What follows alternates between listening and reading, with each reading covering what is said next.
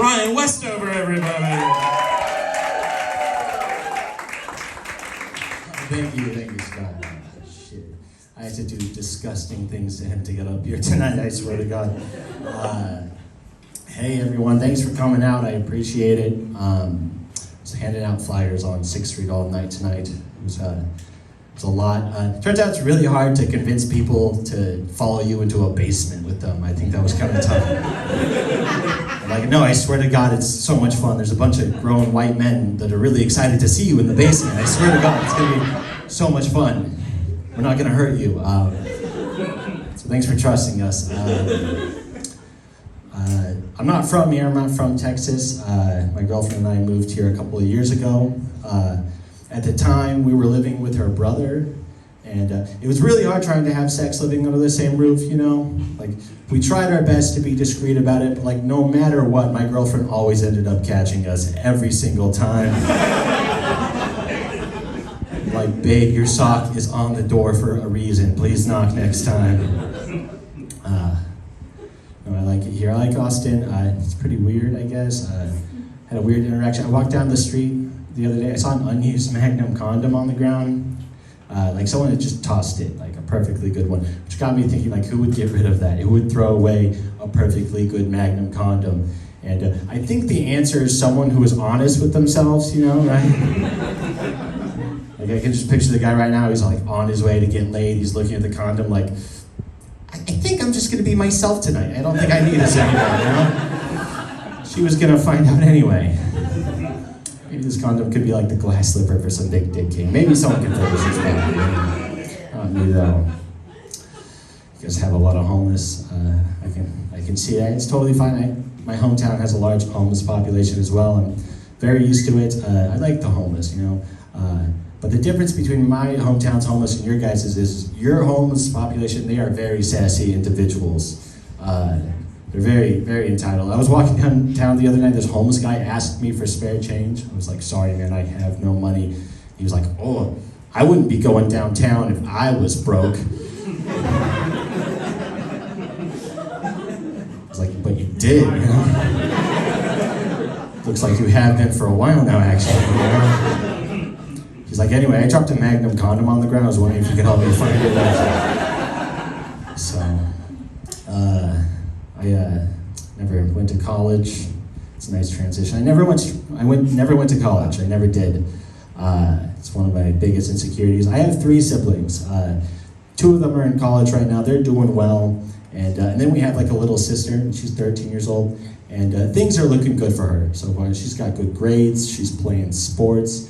And I'm happy for her, but her life stresses me out, you know, because I don't want to be the black sheep of my family. So I guess I'm gonna have to introduce alcohol to this bitch as soon as possible. Level the playing fields a little bit, you know. Like, oh yeah, you like gymnastics? Have you ever tried heroin? That's pretty good, little sis. I love her. I can't tell my dad doesn't brag about me too much. It's totally fine. I don't blame him. I mean, like, what would he say to his friends that would really impress him? Not too much. He's like, oh yeah, your son got accepted into 3 different med schools. My son went to rehab 3 times, you know? 3 rehabs, that's like the cost of 1 med school. That's pretty good. And he even got to see needles and dead people and shit. It was good.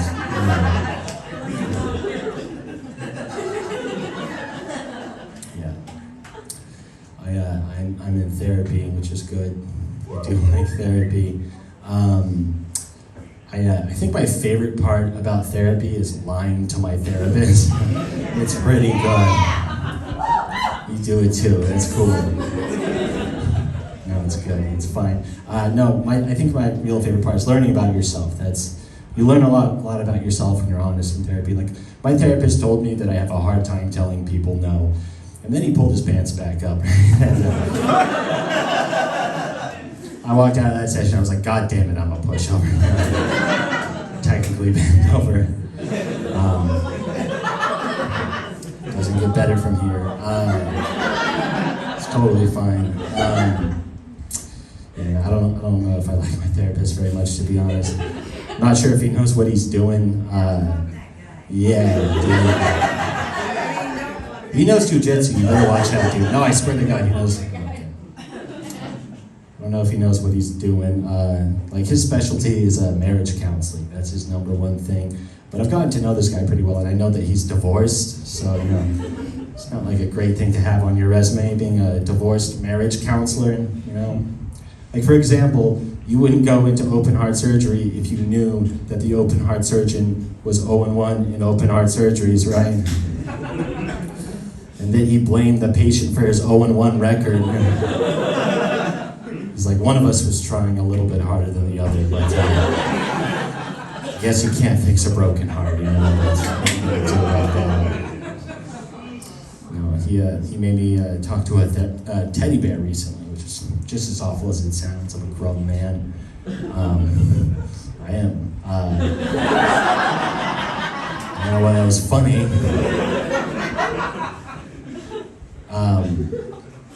he set the teddy bear down next to me, and he was like, okay, Ryan, I want you to pretend that this teddy bear is you at the age of 8 years old. What do you want to say to him? I was like, when you get older, you're going to have to shop for a new therapist, I think. This is no good. I don't think he's doing a good job. My mouth is dry. I really did. Thank you, lady in the dark. Switching subjects here. I don't like watching sports. I don't. Yes. Because it's really hard on my self-esteem, man. It really is. Because I'm 25 years old. I get to watch kids my age and younger be amazing athletes. On top of that, making millions of dollars while they're at it, Meanwhile, I'm at home, like, all of my socks have cum in them. I can't go. To do laundry again. I am like the LeBron James of coming into socks, though. I am that good at it. I go hard in the paint. I will never retire. Never. Taco Tuesday. You guys off on one more thing I was thinking about. I don't like it when people misdiagnose other people as being on the spectrum. Like just because someone is quiet and a little bit off doesn't necessarily mean that they're on the spectrum. No, they could just be dangerous, right?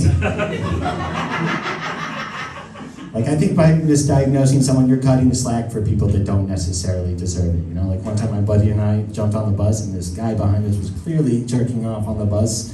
I turned over to my friend, I was like, dude, I think this guy behind us is masturbating on the bus. And my friend was like, autism. Can't make eye contact unless their dick is out. That's textbook definition right there. That's cool. All right, well, that's been my time. I'll see you later in the shadows. Have a good night.